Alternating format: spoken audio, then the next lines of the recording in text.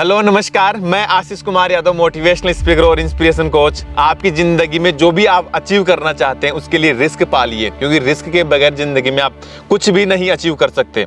आप यदि अगर कहीं पे जा रहे हैं उसमें भी रिस्क होता है। अगर आप कुछ ज़िंदगी में कुछ गोल सेट करते हैं तो उसके लिए आपका रिस्क लेना बहुत ज़रूरी है। मैं आज हमारे ग्रामीण परिवेश में एक ऐसे इंसान जिनकी लाइफ में वो बहुत आगे तक जाने वाले हैं और जिनकी लाइफ का अभी का उनका स्ट्रगल जो दौर है वो हमें भी एक ऐसा पॉजिटिव मैसेज देगा जो हर इंसान की लाइफ का एक जर्नी का पॉइंट बनता है। क्योंकि मैंने एक चीज़ पढ़ी थी कि जो भी इंसान अपनी लाइफ में कुछ अचीव करना चाहता है उसकी बगैर स्ट्रगल, बगैर मेहनत के कभी उसकी जर्नी नहीं बनती। लेकिन उनकी अचीवमेंट से पहले अभी तक की उनकी जर्नी बनी और वो चीज़ हमें भी हमारी लाइफ में एक पॉजिटिव मैसेज देगी जो हम अपने आने वाले भविष्य के लिए अपनी लाइफ में इम्प्लीमेंट करके कुछ अचीव करने की अपनी योजना बना सकते हैं। तो नमस्ते सर। राम राम आशीष भाई। राम राम, राम राम। मैं आज इस सेशन के माध्यम से आपके अभी तक के लाइफ के सफर के बारे में जानना चाहूंगा और आप आने वाले समय में क्या बेहतरीन समाज के लिए क्या काम करने वाले हैं और आपकी लाइफ के क्या फ्यूचर के कोई गोल हैं वो मैं जानना चाहूंगा। और आपकी अभी तक की लाइफ में जो चीज़ें आपने फेस करी, कुछ चीज़ें हर इंसान की लाइफ में बुरी भी होती हैं, कुछ अच्छी भी होती है।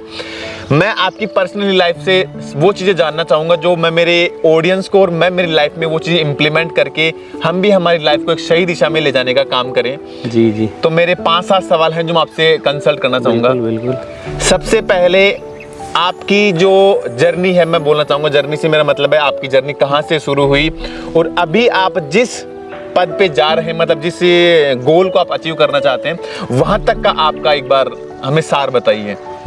बिल्कुल बिल्कुल। सबसे पहले तो मैं आपको बहुत बहुत बधाई देना चाहूँगा जो आपने मुझ जैसे एक गरीब किसान के बेटे को चुना। सर मैं एक चीज बोलना चाहूँगा, सबसे बुरी बात मुझे यही लगती है, मैंने अभी तक 2-3 इंटरव्यू लिए हैं जिन्होंने ये बात बोली है। एक चीज बताऊँ, देखो आप में वो काबिलियत है, आप भी बहुत आगे तक जाएंगे। ऐसा ये कुछ तो नहीं है, आपका आशीर्वाद रहेगा। तो आशीर्वाद ऊपर वाले का है। बड़े भाइयों का भी आशीर्वाद होना जरूरी है। बाकी मैं एक चीज मानता हूँ, देखो मैंने आपसे कुछ चीजें सीखी तभी मैं आपको पीछे पड़ा। भाई मुझे सर आपकी लाइफ के जर्नी का सार चाहिए। मैंने कम से कम, झूठ नहीं बोलूंगा, कम से कम 10 बार इनको कांटेक्ट किया होगा, तब जाकर के इन्होंने बेमुश्किल से आज समय निकाला है। ना देखो समय की कद्र ये करते हैं, इस बात को हम तहे दिल से इनका सम्मान करते हैं। तो आप ऐसे नहीं, आप में देखो कुछ चीजें हैं, भगवान हर इंसान को कुछ ना कुछ चीजें दे करके इस पृथ्वी पे भेजता है और इंसान उसको बस तराशता है, उस चीज को आगे बढ़ाता है, समाज में ले जाने के लिए कुछ चीजें करता भी है अपनी साइड से। तो मैं वही चीज जानना चाहता हूँ। बाकी आप इस चीज के हकदार नहीं, ये तो हमारा सौभाग्य है जो हमें आज आपकी लाइफ का जर्नी का सार समझने को मिल रहा है।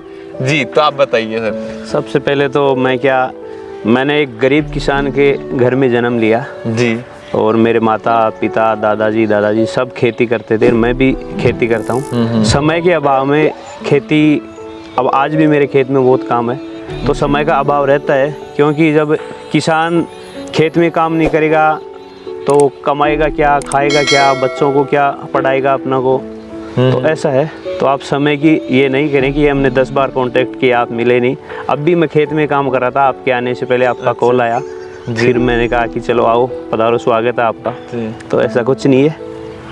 अच्छा, तो समय का तो इन्होंने पॉइंट बता दिया और हर इंसान का जिंदगी में समय महत्वपूर्ण होता है, क्योंकि समय आपका बलिदान मांगता है। आप अगर आज समय को महत्व देंगे तो समय लौट करके आपको जरूर वैल्यू देगा, ये बात जरूर समझिए। और जो इन्होंने मैं बताई कि आप ग्रामीण परिवेश से हैं तो इनका घरेलू जो कामकाज होता है वो भी रहता है और समाज के लिए भी काफ़ी अच्छा काम कर रहे हैं, वो भी हमें एक ऐसा मतलब पॉजिटिव मैसेज मिलता है इनके द्वारा। तो सर आपकी लाइफ की सबसे पहले आप हमें ये बताइए कि आपकी मतलब एजुकेशन लाइन कहाँ से स्टार्ट हुई और आप जो आज के समय में जो आप अचीव करना चाहते हैं वो आपका ड्रीम प्रोजेक्ट आप हमें बताइए, जिससे हम भी कुछ चीज़ें सीख सकें। देखिए, मैंने मेरी शिक्षा अपने वार्ड नंबर 44 स्थित जो स्कूल है, जो अब प्रवेशिका बन गई, मैंने यहाँ से स्टार्ट करी। तो स्कूल में हमेशा मैं समय पर जाता और मैं साफ़ सफाई के मामले में स्कूल में 15 अगस्त 26 जनवरी होती थी, उसमें मैं हमेशा साफ़ सफाई से रहना, स्कूल ड्रेस में जाना, बिल्कुल ये इनाम हमेशा जीतता था मैं। अच्छा। और मैंने यहाँ से शिक्षा प्राप्त की है। छठी तक। गवर्नमेंट स्कूल में? बिल्कुल, मैंने यहाँ। जी। फिर छठी के बाद मैंने प्राइवेट स्कूल में दाखिला लिया, वहाँ से मैट्रिक पास की जी। 2002 में मैंने मैट्रिक पास की है। फिर उसके बाद कॉलेज स्टार्ट की जी। और कॉलेज के समय से ही मुझे राजनीतिक क्षेत्र में इंटरेस्ट था? बिल्कुल इंटरेस्ट था और जी। जाने का मन भी था। जी। जैसे आदमी सेवा करता है, हाँ। तो सेवा कई प्रकार की होती है, सामाजिक क्षेत्र से भी सेवा होती है, राजनीतिक क्षेत्र से भी सेवा होती है। मैं किसान के घर में पैदा हुआ, तो ये भी एक सेवा का क्षेत्र ही है। जी। तो आदमी हर क्षेत्र में सेवा करता है, कोई दिक्कत नहीं। लेकिन उस सेवा को करने के लिए कभी कभार देखो हमें कुछ ऐसे प्लेटफॉर्म की जरूरत भी पड़ती है जो आपको इस फील्ड में आने के लिए मजबूर करते हैं। जैसा कि इन्होंने बताया कि आप किसी भी क्षेत्र से बिलोंग करते हैं, उसके लिए आपका सेवा का जो आपका कर्म है, जो आप अपने लाइफ में उस चीज़ को वैल्यू देते हैं कि मुझे इस फील्ड में जाना है। अब उस फील्ड में जाने के लिए कुछ चीज़ें आपकी ज़रूरी होती है और उसी के चलते इनका राजनीतिक फील्ड में आने का मानस भी बना। और आने वाले समय में मैं अपने आप से ये मतलब अपने आप को इस बात का विश्वास है कि एक समय ऐसा ज़रूर आएगा जो एक टाइम बाद ये राजनीतिक इतिहास में बहुत अच्छा नाम कमाएंगे और समाज के लिए बहुत अच्छा काम भी करेंगे। उसके लिए सर आपको बहुत बहुत सारी शुभकामनाएं हमारी तरफ से। जी। तो 2-3 सवाल हमारे पहले हम आपसे कंसल्ट करेंगे। अगर मैं बात करूं तो आपकी लाइफ में अभी तक जो आपको सबसे बड़ा जो आपको चैलेंज करता है इस फील्ड में आगे बढ़ने के लिए, जो आपका फील्ड जिस फील्ड में आप जाना चाह रहे हैं राजनीति की फील्ड में, तो इसमें सबसे बड़ा आपको चैलेंज क्या लगता है? मतलब जो अगर नया यूथ कोई समझे कि यार मुझे इस फील्ड में जगह बनानी है, तो उसके लिए सबसे बड़ी मतलब प्रॉब्लम क्या आती है इस फील्ड में, मतलब जगह बनाने के लिए? जगह बनाने में इस फील्ड में सबसे बड़ी जो दिक्कत आती है जी। जैसे मैंने राजनीतिक क्षेत्र चुना मेरा जी। और न तो मेरे पिताजी राजनीतिक में थे, न मेरे दादाजी थे, मेरे परिवार में कोई भी सदस्य राजनीतिक में नहीं था। जी। मैंने अपने दम पर जी सबकी मतलब सेवा करते हुए आज राजनीतिक क्षेत्र में मैं आया हूँ। और भारतीय जनता पार्टी ने मुझे नगर पालिका पार्षद का टिकट देकर चुनाव लड़वाया। इसके लिए मेरा पूरा परिवार भाजपा का आभारी है और हमेशा रहेगा। तो राजनीतिक क्षेत्र में जो आदमी आता है उसको बहुत कठिनाइयों का, संघर्ष का सामना करना पड़ता है, क्योंकि आदमी मतदाताओं से मिलता है, उनकी क्या समस्या है जी। वो भी दूर करने की कोशिश करता है जी। और कई बार क्या सरकार भी विपरीत होती है तो उसमें भी आदमी को मेहनत करनी पड़ती है। एक चीज़ हमें समझनी चाहिए कि एक जो परिवार होता है उसका मुखिया उसका पिता और माता होती है। तो हमारे लिए एक परिवार को चलाना बहुत मुश्किल हमें लगता है। मतलब हमारे परिवार में ऐसी बहुत सारी प्रॉब्लम्स होती है जो हमें सॉर्ट आउट करने में हमें काफ़ी समय लग जाता है। तो इन्होंने एक चीज़ बताई हमें, अगर आपने समझी हो, कि आप अगर इस फील्ड में जाना चाहते हैं तो आपको सही मायने में अगर फील्ड में जगह बनानी है तो आपको हर एक मतदान की आपको प्रॉब्लम को सॉर्ट आउट करना पड़ेगा। क्योंकि देखो विश्वास एक ऐसी चीज़ है जो आप गलत तरीके से कभी भी लोगों का नहीं जी सकते। उसके लिए आपका कर्म, आप जो कार्य करते समाज के लिए, वो बहुत महत्वपूर्ण होता है। तो हम क्या सीख रहे हैं, आप जो भी चीज़ जिस फील्ड में जिस क्षेत्र में आप जाना चाहते हैं उसमें आपका परिश्रम, आपका श्रम लगना तय है। क्योंकि बगैर परीक्षा आप कभी भी सफल नहीं हो सकते। और ये कुदरत, मैंने एक इंटरव्यू में बोला था आपको, ये कुदरत आपको जो भी चीज़ देना चाहेगी उससे पहले आपको बहुत बार परखना चाहेगी। इस बात को जरूर याद रखना। इसलिए कभी भी अपने आप को इतना कमजोर मत करना कि आप रास्ते में बीच में रुक जाएं कि नहीं यार ये तो मेरे बस की नहीं है। आप जो भी अचीव करेंगे मिलेगा जरूर, ये बात जरूर ध्यान रखना, क्योंकि कुदरत आपको लौटा करके जरूर देगी। तो सर हमारा अगला सवाल एक और है कि आपकी लाइफ के कुछ ऐसे गोल्डन मेमोरेबल टाइम जो आप लाइफ में दोबारा से सेलिब्रेट करना चाहिए उन समय को, यार कि वो समय अगर मेरे लाइफ में मुझे दोबारा से मिले तो मैं उस टाइम को अच्छी तरीके से सेलिब्रेट कर पाऊँ, और वो समय मुझे मिले तो मैं उसको दोबारा से जीने का प्रयास करूँ। मतलब देखो हर इंसान की लाइफ में कुछ ना कुछ ऐसे मोमेंट जरूर होते हैं जिसको वो याद करता है तो उसको ऐसा लगता है भाई यार ये दुनिया का सबसे बड़ा परम सुख है, या मैं इस समय को दोबारा जीना चाहूँगा। तो आपकी लाइफ के ऐसे क्या समय रहा जो अभी तक अगर आपने महसूस किया हो, वो समय बताइए। क्योंकि देखो ऐसा है, आदमी का जो बचपन होता है, बचपन कभी लौट कर वापस नहीं आता जी। बचपन में मैंने जैसे वहाँ हाथनोदा में हमारा खेत है जी, तो वहाँ भी मैं जाया करता था। जन्मस्थली मेरी वो है जी। फिर यहाँ पिताजी ने, ये दादाजी ने ज़मीन खरीदी हमारी। अच्छा। और फिर मैं यहाँ आ गया। यहाँ लगभग 35 साल हो गए ये खेत ली हुई है हमारा। मतलब आपके जन्म से पहले की है? मेरे जन्म के बाद की है। अच्छा, मेरे जन्म के बाद की है ये। तो बचपन में हम खेला करते थे, घूमा फिर एक। हाँ, घूमते फिरते थे यहीं पे जी। तो ऐसा ये बचपन कभी लौट कर वापस नहीं आता जी। और ये खुशियों का पल है। आदमी को ज़िंदगी में हमेशा इस चीज़ को खुश रहना सेलिब्रेट करना चाहिए। चाहिए। देखो, हमें समझने को तो देखो बहुत सारी चीज़ सीखने को मिलती है, लेकिन उस चीज़ को आप कैसे सोचते हैं, किस दृष्टिकोण से आप उस चीज़ को अमल करते हैं अपनी लाइफ पे। एक चीज़ समझ लीजिए, आपका जो बचपन का समय हो सकता है, अभी आप जो वीडियो देख रहे हैं उनमें से किसी की एज हो सकता है 10 साल हो, किसी की 15 हो, किसी को 20 हो, किसी की 25-30 या किसी की 40-50 भी हो सकती है। मैं पर्टिकुलर किसी एज के दायरे को नहीं बता रहा। एक चीज़ समझ लीजिए कि हमारा जो बचपन का समय है वो गुजर चुका, अब वो लौट करके नहीं आएगा। वो one of the best time होता है हमारी लाइफ का, जो मैंने भी बहुत बार फील किया है कि काश बचपन का समय वापस आ जाए। लेकिन एक बात जो मुझे बहुत डराती थी, मेरे उस टाइम प्रिंसिपल थे Sitaram ji bright moon school के। बिल्कुल यादव, सीताराम जी यादव थे। उन्होंने सर मेरे को बहुत पेला है, बहुत इतना ठोका है सर मेरे को मेरी लाइफ में। मैं उनके हाथ की पिटाई मैं मेरी लाइफ में कभी नहीं भूल पाऊंगा। उसी डर की वजह से मैं सोचता हूँ यार भाई बचपन वापस नहीं आना चाहिए। देखो शिक्षक होता है ना, शिक्षक ने ऐसा कुछ नहीं है। शिक्षक एक ऐसा है जो बच्चों को शिक्षा देता है जी, और बहुत खुश होता है कि मैंने शिक्षा इस बच्चे को दी, आज वो IAS बना, RAS बना। शिक्षक खुद के लिए कुछ नहीं करता, वो अपने बच्चों के लिए पढ़ाई के प्रति कभी लापरवाह नहीं रहता। ये सोचता है कि ये बच्चा आगे जाए, नाम रोशन करे। हमारा भी शिक्षकों को भी नाम रोशन होता है कि ये इस शिक्षक से पढ़ाई की है, ये मेरा शिष्य है। जी। तो शिक्षक ऐसा होता है जी। तो मतलब समझिए, जिंदगी का समय वो होता है जो बचपन में हमारा गुजर चुका। अब उसको सेलिब्रेट करना तो हम नहीं, मतलब दोबारा से नहीं कर पाएंगे क्योंकि वो समय बीत चुका। लेकिन हम अपने आज के समय को सही यूटिलाइज करके आने वाले समय को बेहतर बना सकते हैं और अपने इसी लाइफ के समय को बहुत आगे तक हम बेहतर बना सकते हैं। बस चॉइस आपकी है, उस चीज़ को आप कैसे यूज करते हैं।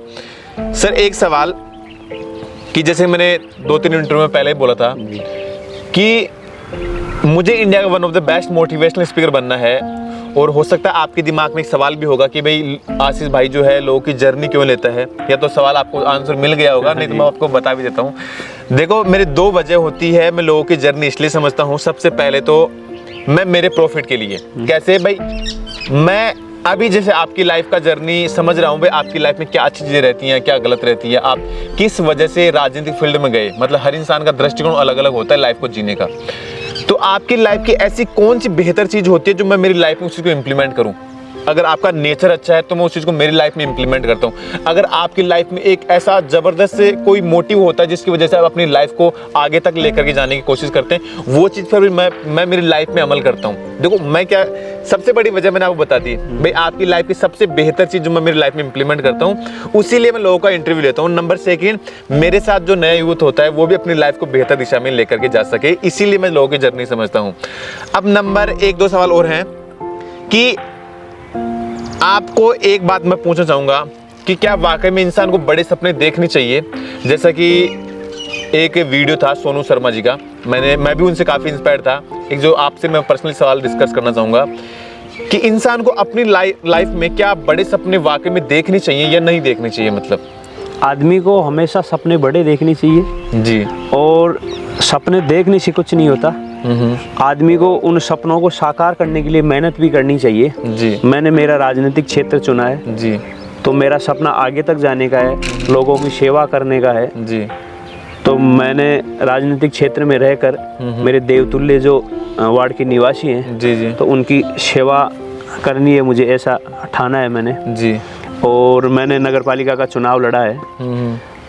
तो इस क्षेत्र में रह के बहुत 10 साल से मैं लगभग सक्रिय राजनीति में रहा हूँ और भारतीय जनता पार्टी का कार्यकर्ता हूँ जी। राजनीति एक ऐसा क्षेत्र है, अनिश्चितताओं का खेल है राजनीति और क्रिकेट जी। क्रिकेट में अगले वाली बॉल में ऐसा मालूम नहीं रहता कि इसमें छक्का लगेगा या इसमें आउट होगा जी, निश्चित नहीं है, बिल्कुल निश्चित नहीं है। ऐसा राजनीति में भी निश्चित नहीं है जी। राजनीति में जैसे मैंने ये चुनाव लड़ा तो अगली बार पता नहीं क्या सीट आएगी जी, मुझे टिकट मिलेगा या नहीं मिलेगा, मतलब कुछ न कुछ कश्मकश चलती रहती है राजनीति में। पार्टी का जो निर्णय होगा वो सर्वमान्य होगा जी। तो ऐसा होता है जी। कोई दिक्कत नहीं है। बाकी आप अपने कर्म सही दृष्टिकोण से करते रहिए, क्योंकि ईश्वर आपकी परीक्षा जरूर लेता है, बिल्कुल लेता है। वो आपको सफल भी बनाएगा, इस बात को हमें विश्वास है। सपने बड़े देखिए, लेकिन सपने बड़े देखने के साथ आपको उन सपनों की पाने की जिद्दोजहद जरूर करनी पड़ेगी, उनके पीछे आपको लगना पड़ेगा। जैसा कि उन्होंने बताया, मैंने पूछा कि सर वाकई में सपने क्या बड़े देखने चाहिए, लेकिन सपनों को अचीव करने के लिए आप जिस भी एफर्ट से उस सपने को पाने के लिए आप एफर्ट डालते हैं, वो भी आपका महत्वपूर्ण है। तो सर एक सवाल हमारा लास्ट हम आपसे और करना चाहेंगे कि आज इस पूरे सेशन के माध्यम से और आप अपनी पूरी लाइफ का एक निचोड़ आप हमें ऐसा बताइए जो नया यूथ है अपनी लाइफ में इम्प्लीमेंट करके अपनी लाइफ को कुछ गलतियां से मतलब बच करके अपनी लाइफ को सही दिशा में लेकर के जाने का काम करे। तो आप अपनी पूरी लाइफ के निचोड़ से एक एक्सपीरियंस, एक ऐसा मैसेज दीजिए हमारे यूथ को जो अपनी लाइफ में इम्प्लीमेंट करिए, करे मतलब। देखो, जैसे आदमी का हर क्षेत्र रहता है जी, आदमी का शिक्षा का क्षेत्र रहता है, कृषि का क्षेत्र रहता है, राजनीतिक क्षेत्र रहता है। तो क्षेत्र में वो आदमी उस काम के प्रति लापरवाह नहीं होना चाहिए। अच्छा। जैसे मुझे पिताजी ने कहा कि खेत में तेरे को ये काम करना है जी, तो वो काम करके ही रुकता हूँ मैं। ऐसा नहीं है पिताजी ने कह दिया मैं कहीं घूमने चला गया और शाम को आया वो काम हुआ नहीं, पिताजी ने पूछा मैंने आज वो काम नहीं किया, तो फिर डांट पड़ती है। तो ऐसा राजनीतिक क्षेत्र में भी मैंने कभी लापरवाही नहीं की। जैसे पार्टी ने जो भी कुछ आदेश दिया मैंने वो काम मेहनत, ईमानदारी और लगन से किया जी, और उसमें सफलता भी हासिल की। एक ऐसा मैसेज जो आपको अपनी लाइफ में अमल करना, इस बात को डायरी में आपको नोट कर लेना है कि जिंदगी में जो भी आप अचीव करना चाहते हैं उसके लिए पूर्ण समर्पण आपका होना जरूरी है। जब तक आप उस चीज के लिए अपने आप की पूरी ऊर्जा को समर्पित नहीं करते अपने उस लक्ष्य को अचीव करने के लिए, तब तक आपका वो काम अधूरा रहेगा। इन्होंने बोला कि जब इनके पिताजी अगर कुछ भी इनको वर्क बताते हैं तो उस काम को तब तक करो जब तक वो काम पूरा समाप्त नहीं हो जाता। बीच में छोड़ा हुआ काम कभी भी आपका करा हुआ नहीं माना जाएगा। मतलब क्या सीख रहे हैं, जो भी करो पूरी ताकत झोंक दो उस काम को अचीव करने की। तो सर महेश जी, सर आपका बहुत बहुत दिल से धन्यवाद। आपने जो हमें महत्वपूर्ण समय दिया और आपकी लाइफ की जीवन यात्रा को हमें समझने का मौका मिला। ये तो भाइयों को प्यार है। धन्यवाद। धन्यवाद सर।